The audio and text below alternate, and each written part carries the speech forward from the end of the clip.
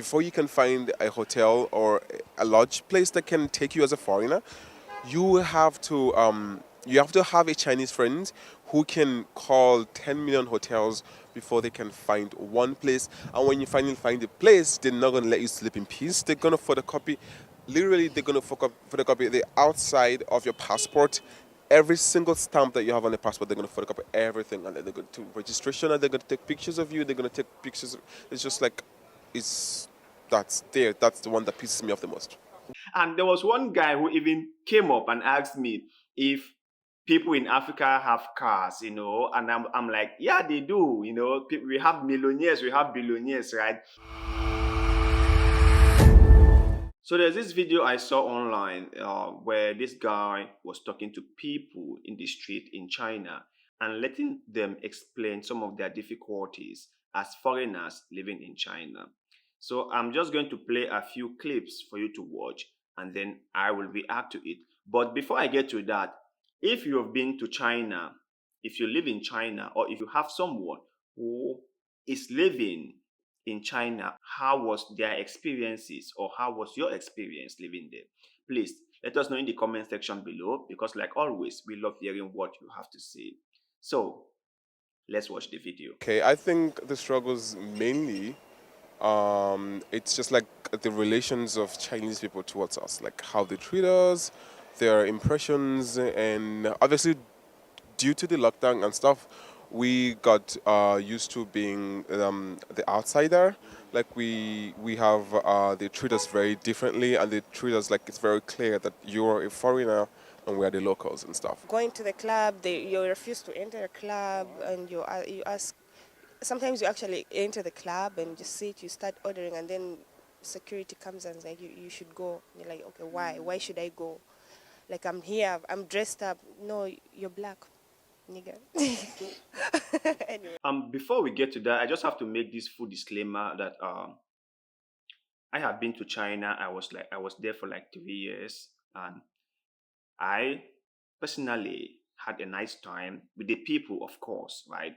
And there's one thing I can say for sure is that my relationship with the people was really great, right? I had a really nice time with them, and they were friendly, they were nice people. And there were some few things that I really do not appreciate, but I came to understand as to why they were behaving the way they did, right? It wasn't their fault. I felt like it was due to the fact that some of them haven't had the chance to like interact with people of other nationality or like with people from Africa, if I may put it that way. And that was the reason why sometimes when they saw a black person, they feel like he was black due to where he came from and stuff like that. But when they came to know you, when you became friends with them, you come to realize that they are very lovely people. They are very nice people. And what this guy said, due to the pandemic, a lot of things in China have changed very significantly. And like the hotel story is true. During the pandemic, that was like maybe 2 years ago, black people in China had a lot of issues, like the QR code, booking hotel and stuff like that. There was a lot of issues that sometimes they will not even allow them to stay in the hotel, which I think it wasn't the fault of the people, but it was the fault of the system because I think the government made this rule, right? Not the people. And the people do not have anything to do with it, just that the government made it so. And there's one thing I have came to understand with Asian countries, right? The way we are being seen by the people is quite different from the way we are being treated by the government.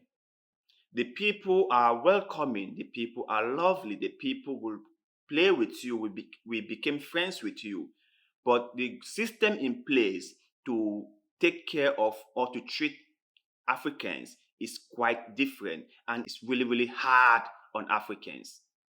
Sometimes you'll be in a country, but the system in place makes it so difficult for you to even live your own life. You see. So I believe that China, the system in place is not really that favorable to Africans. But with the people, I think they are very friendly. They are very nice people. But let's continue. Maybe that we're poor in Africa and we don't have food. We have fruits everywhere, and we don't need to work so much to eat because we have food in the jungle and can hunt and kill animals and stuff. And also there's a sexual part where, like in the dating pool, you were as a black person. They have this whole thing of a black person has to be huge and have to be manly and have long penis and stuff. So Yeah, about that, about the stereotype, right? I think it's more of what the media portray, right? Like every set of people have a certain characteristics that many people know them for. And like in the case of Africans, they do believe that because we are from Africa and Africa is like a jungle continent, so we can just go into the forest and hunt animals. And there was one guy who even came up and asked me if people in Africa have cars, and I'm like, yeah, they do, we have millionaires, we have billionaires, right? It's not like all of us are poor, just that a vast majority of the people in the continent are poor. But that does not mean that we do not have billionaires. So I was the one that tried my best to re-educate the guy. And I would like to say this. I would like to urge those of us who interact with mostly Asians um, to be a little bit patient with them, to be to tolerate some of the things they say, because you have to understand that most of them haven't had the chance to interact with Africans.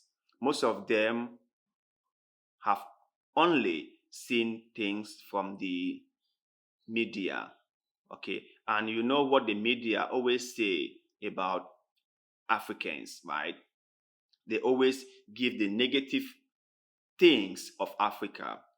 They are good at that. So what the media has shown them, that is exactly what they know about Africa. When they meet an African, they see you with the same view they got from the media, right? So I think that you should try to tolerate them. You should try to be um, calm and patient with them, and try your best to re-educate them, because some of these things is not entirely their fault. That's just what I think.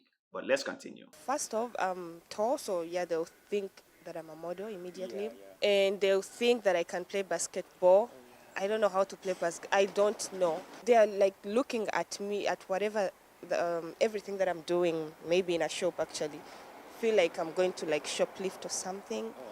They're extra with the subways. Some subways, as me, I have to write something down before I use something. Yeah, because that's all what they see. That's all what they see. They do not learn about Africa. I think they might just learn it in geography, but they really do not go detailedly to learn about the life and things in Africa, like we learn about Europe. So the educational system is quite different. So they don't know many things about Africa because the media is censored like a lot. Everything is thoroughly controlled. The government get to control what the people see. And if Chinese people get to see black people only in basketball games, then they will feel like every black person can play basketball.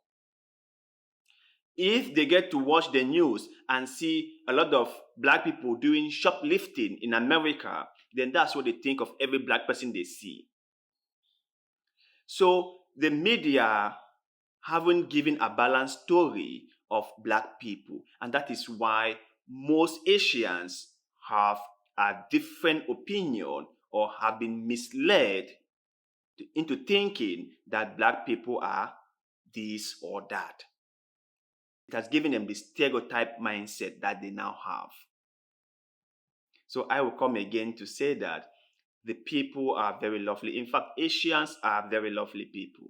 But the way the system treats people, Africans is so poor. I would even advise that for any black person going to China, you really, really must prepare yourselves.